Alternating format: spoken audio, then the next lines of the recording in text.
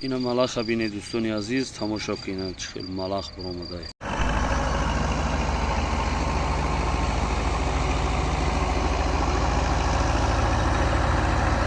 این ملخ ها رو کشته است.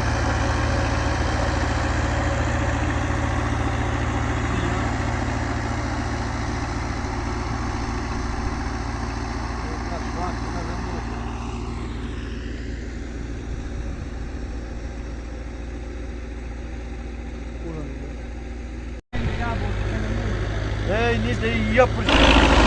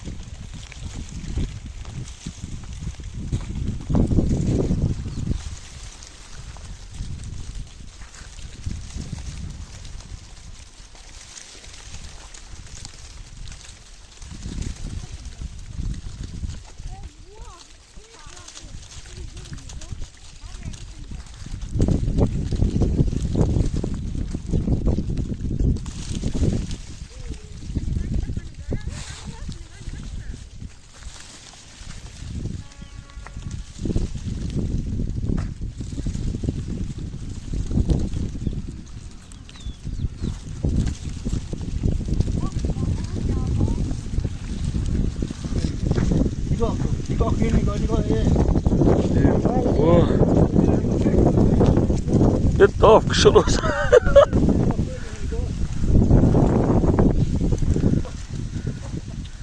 ای واه یه داف کلا خیلی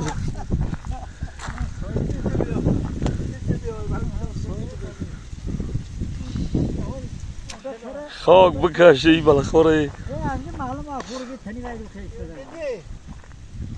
مومه کی نیست ها؟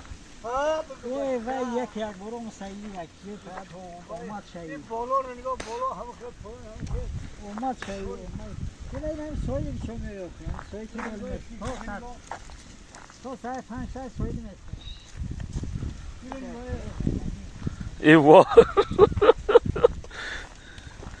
ای بگی اگم هل سرکه ای مولا سرکه مولی خیلی که شده خیلی که شده توبه کالو